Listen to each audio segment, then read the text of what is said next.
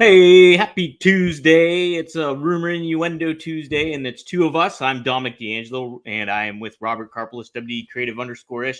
And Robert, boy, does my chest hurt today after Monday Night Raw. Holy crap, guys. Look, we talked about it yesterday in the build up to it, and I said now that Sheamus has a couple extra ounces on him, we're gonna see some extra hits. And he and Gunther, oh man.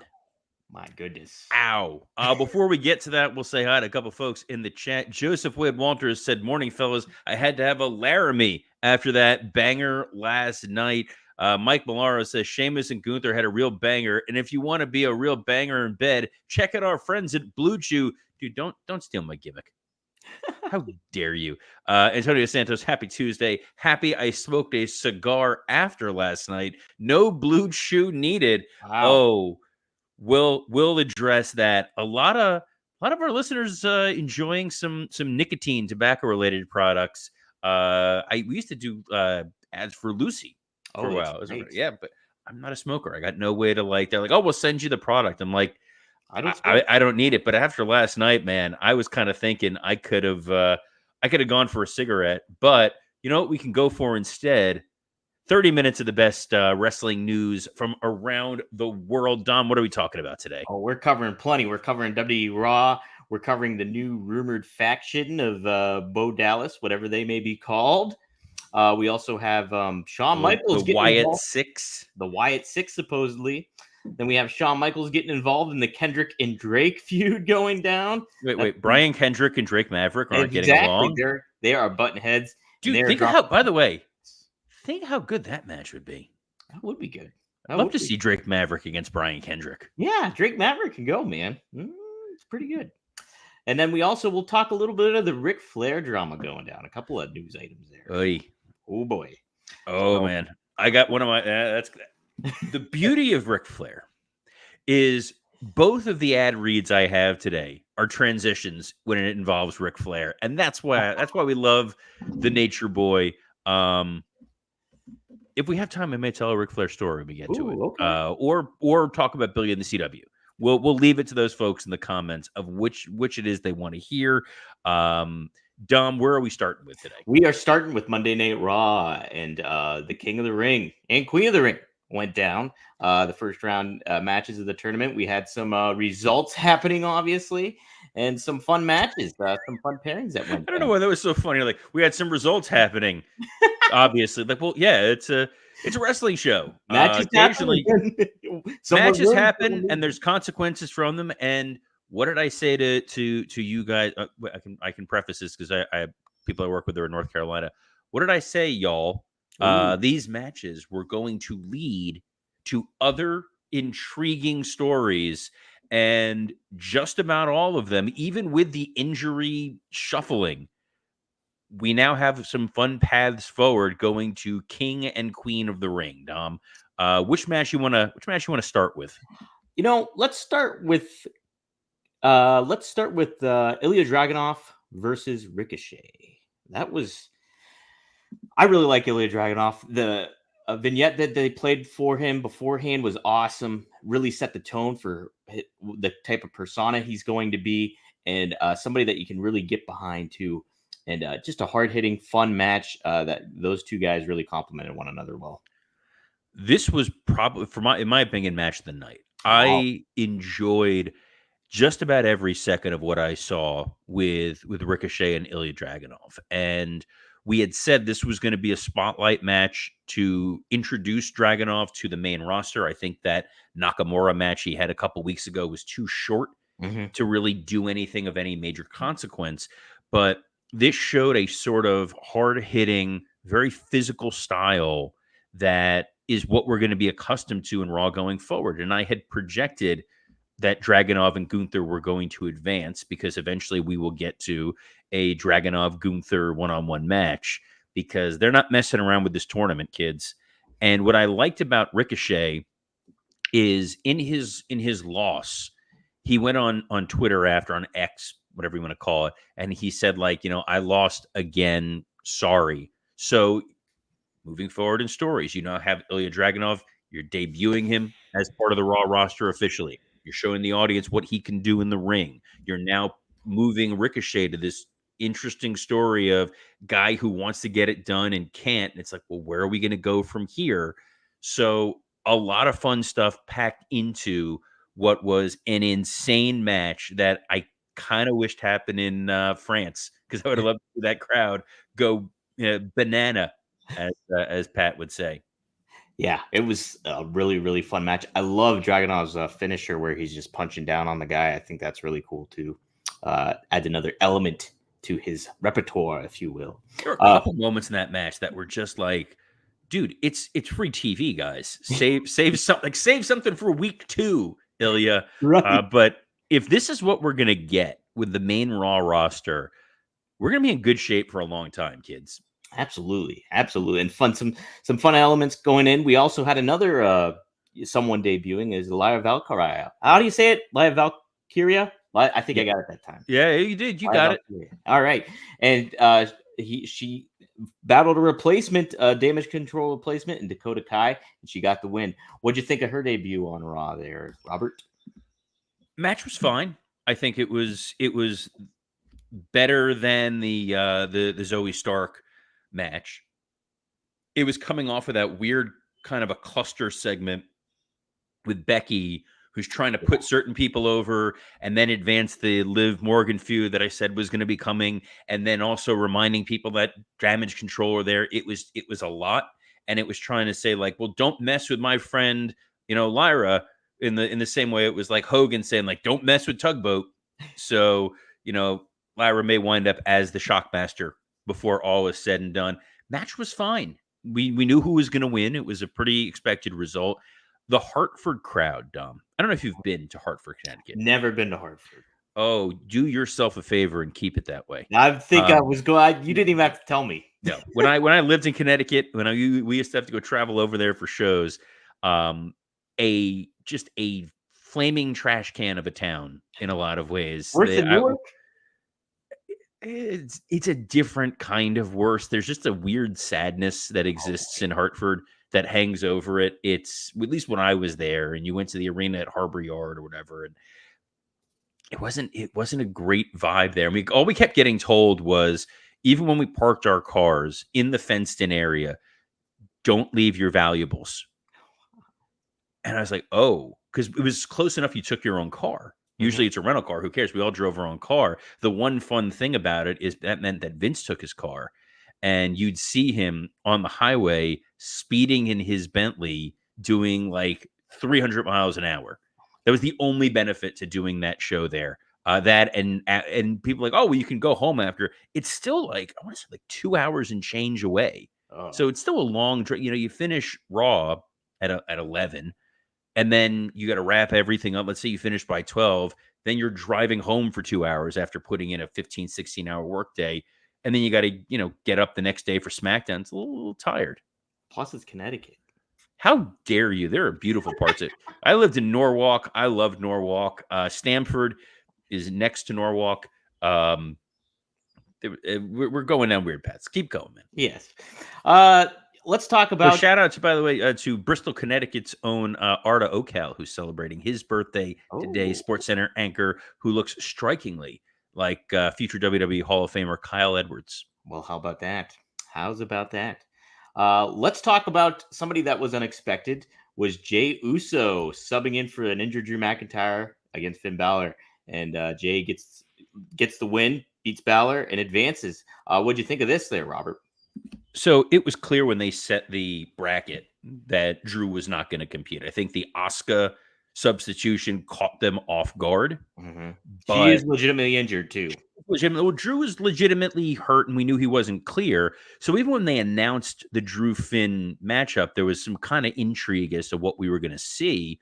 They knew all along we were going to get this Jey Uso replacement. This was going to be the story. We were going to be able to forward Jey Uso's interactions with the Judgment Day. We were able to also advance Drew, who's this guy who continues to feel aggrieved and disrespected. So the idea of, I can't wrestle and you're going to give Jey Uso my shot when we know all the horrible things Jey Uso has done to me, I love it.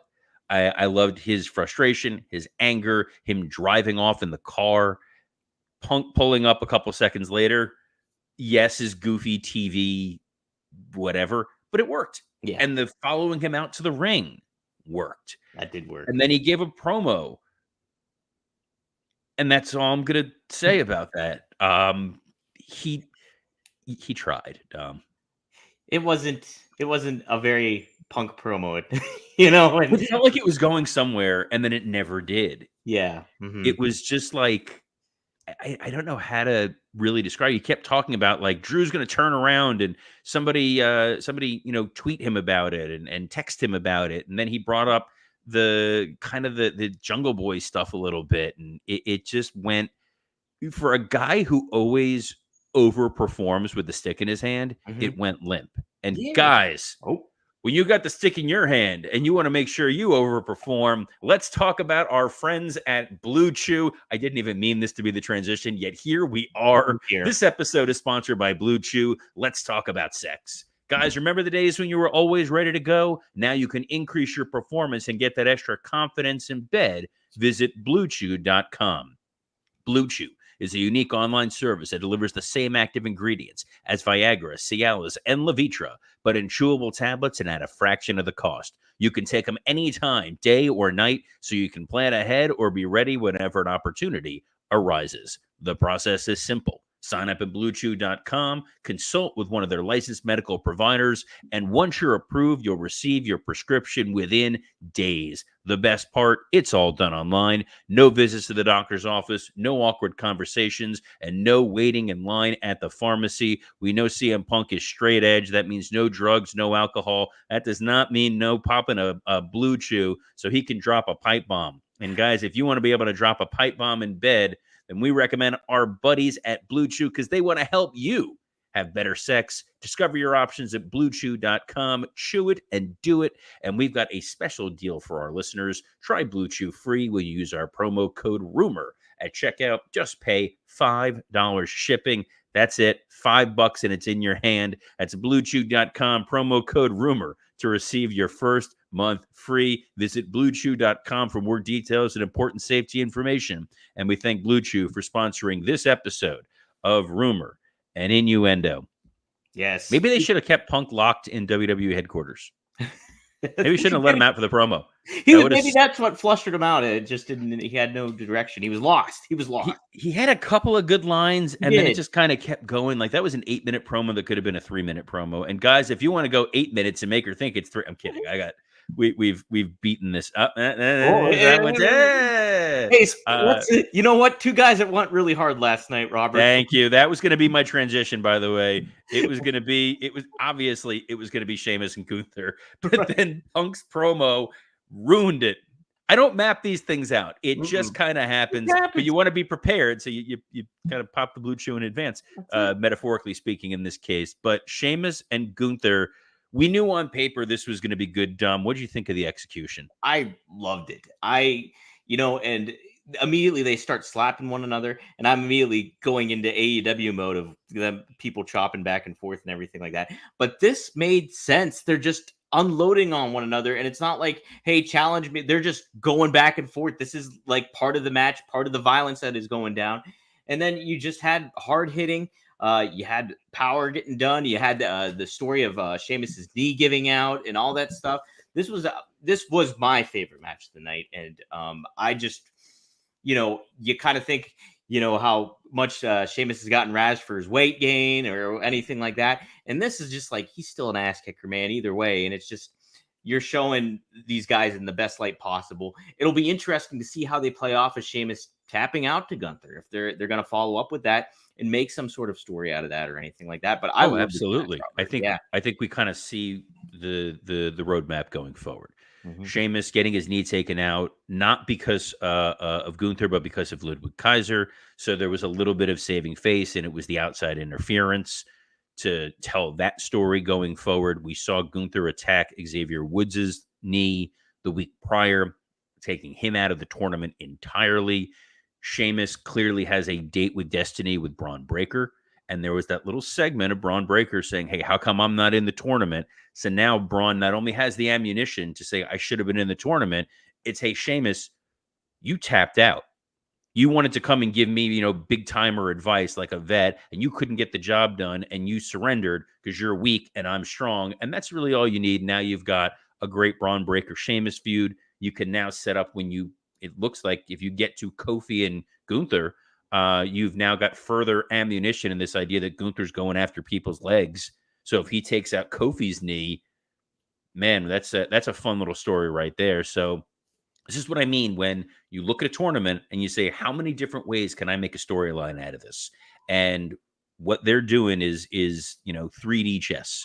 100%. It was good stuff. It was good stuff. And it got you invested into the tournament, this whole show. Basically, there was so much storylines and things to sink in, your teeth to sink into. It's going to be a fun kind of ride. And we'll cover SmackDown's side of the bracket on Friday, obviously, but they have that set up too now. So I also kind of like, just to put a button on Raw, the fact that there are 2 matches that are taking place on live events.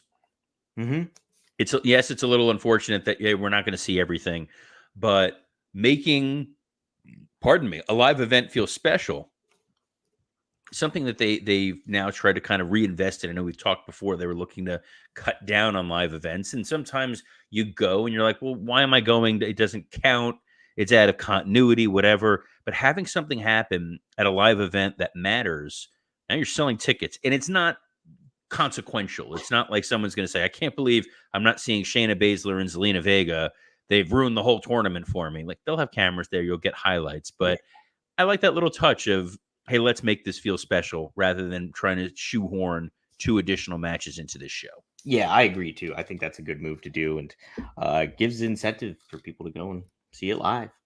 We're live, pal. Live, pal. Let's move on though.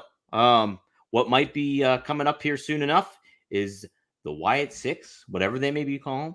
It could be something. We've got some more teases coming when it came to this faction happening, but PW Insider reported yesterday the current lineup as it stands would be Bo Dallas, Eric Rowan, Dexter Lumis, Joe Gacy, and Nikki Cross. What do you think of this potential Wyatt? Well, that's 5, so there should be one more happening. So, but what do you think of this Wyatt Six there, Robert, so far? Wouldn't be shocked if Liv Morgan winds up being the 6th person in this group, but it's your spooky character parade. We talked about the number of different spooky factions they've had. Judgment Day has kind of moved away from it a little bit. They're now more like a biker gang kind of feel, like Aces and Eights, but without having to do with Bully Ray. And you've got final. He's a big fan of roast, by the way, Bully Ray. Oh yeah, but Bully Ray, huge fan of roast. Him on the roast of Ric Flair. What a great sense of humor that we can't use this kind of language. This is a family-friendly program, but I have a feeling if you catch out Working Stiff this week, that myself, Mr. St. Germain, and Mr. Scott Chapman are going to have some thoughts on Bully Ray's comments. Dan, who was part of the roast of Ric Flair, so we'll get into it there. But here, it's a spooky group. You're going to get a lot of wackiness and shenanigans. I'm glad they're finding something for Dexter Lumis to do. I like Gacy. It'd be nice to see what he gets to do on the main roster. Bo Dallas, obviously someone who is former NXT champion, has never really gotten his due. I just don't see how major of an impact it's going to have. And I've said this before, I'm biased against spooky stuff. Give me Ilya Dragunov and Ricochet with a good storyline. Give me Gunther and Sheamus with a good storyline. Give me Jey Uso going up against Damian Priest with a good storyline. I don't need UFOs and hocus pocus, but I'm a cranky old man. That's just me. Plenty of you may be like, this is what we're clamoring for, and Dom, you may be one of them.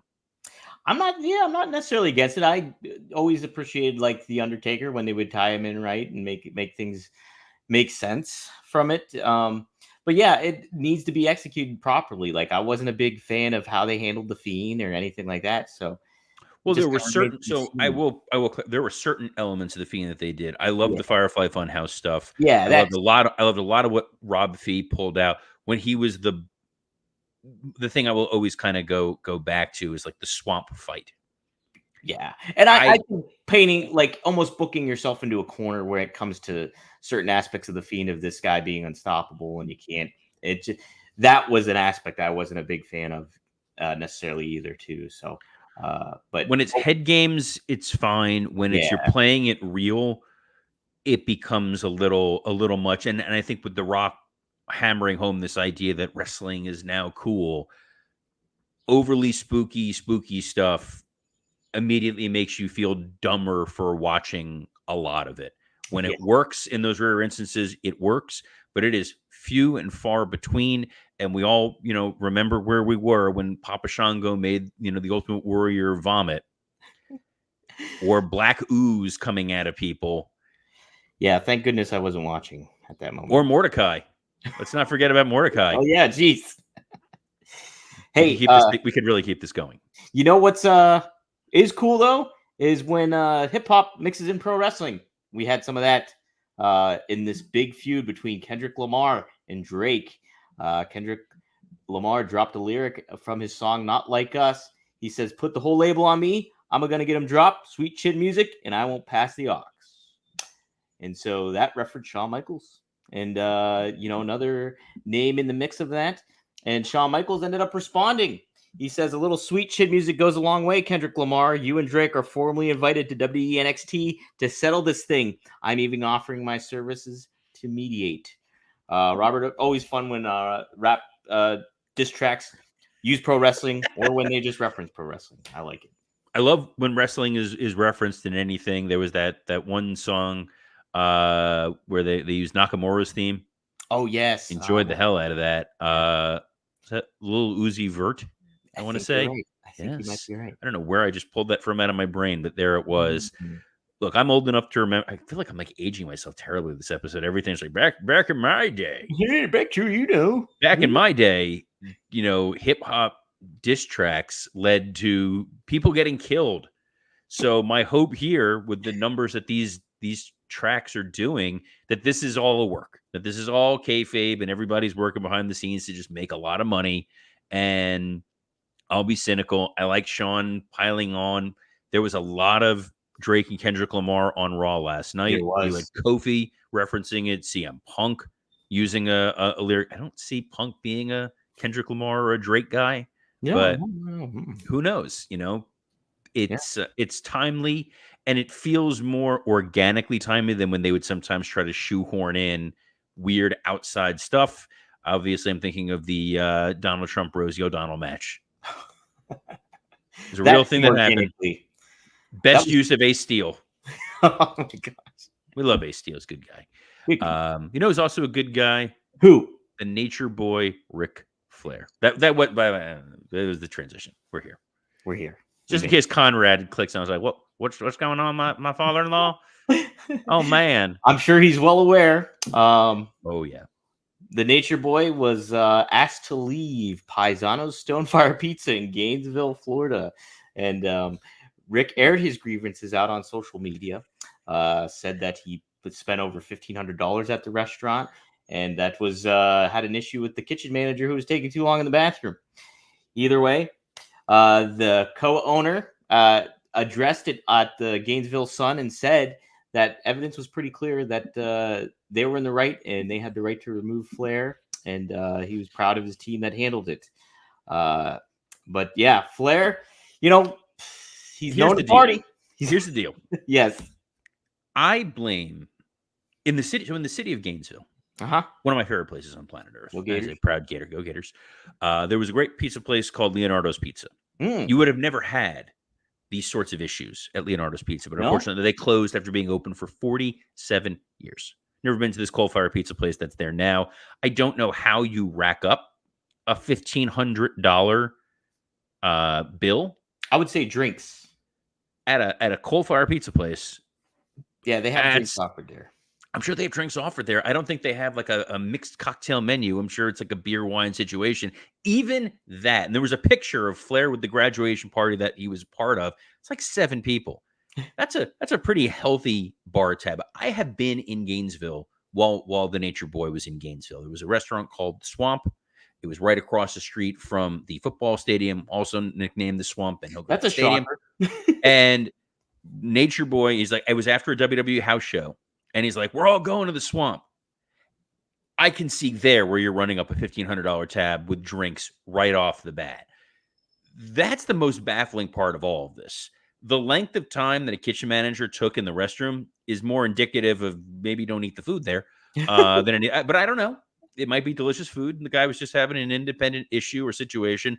But the degree of just weird that happened in the story, and that Flair said that this was the most disrespect he's ever had in his entire life. You believe that? Means to our ad-free shows friend, Mr. Eric Bischoff, you were finally off the hook, man.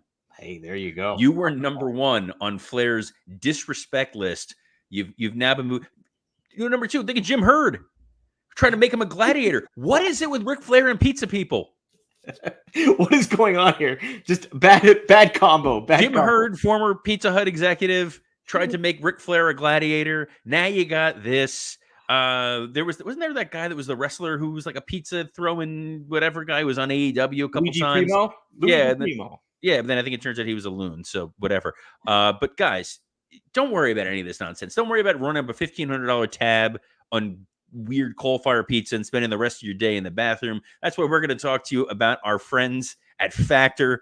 Let's eat stress-free this spring with Factor's delicious, ready-to-eat meals. Every fresh, never frozen meal is chef-crafted, dietitian approved, and ready to eat in just 2 minutes. Choose from a weekly menu of 35 options, including popular options like Calorie Smart, Keto, Protein Plus, or Vegan and Veggie.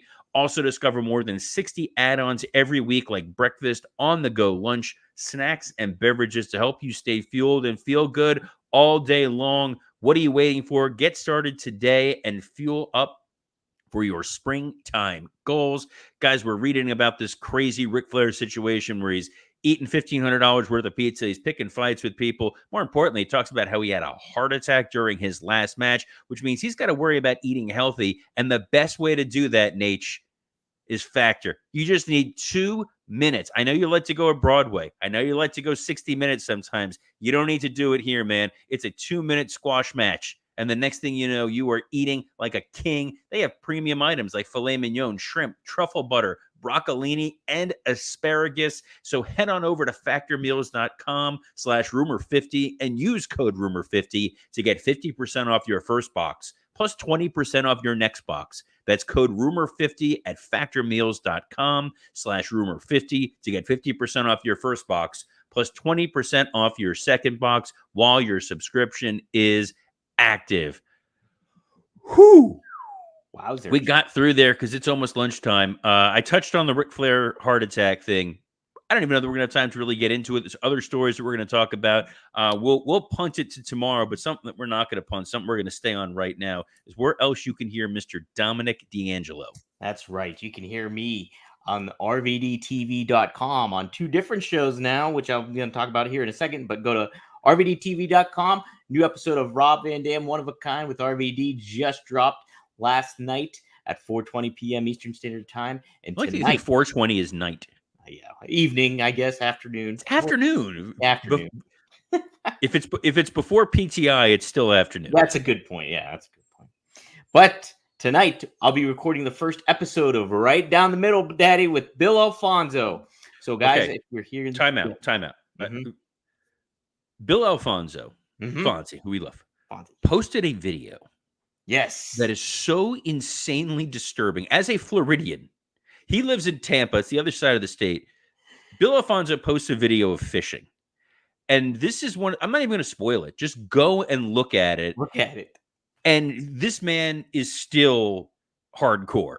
He's still extreme.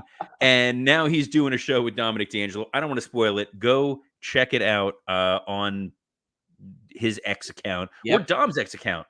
You know what's also on Dom's X account? What? Every Monday through Friday at noon Eastern, Rumor and Innuendo. Streaming on the WWE Creative _ISH X account, the SE Scoops X account, Podcast Heat X account. Podcast Heat is who makes this show possible, as well as the YouTube pages of ad-free shows, Jarrett, and Rumor and Innuendo. We're happy to be here every Monday through Friday.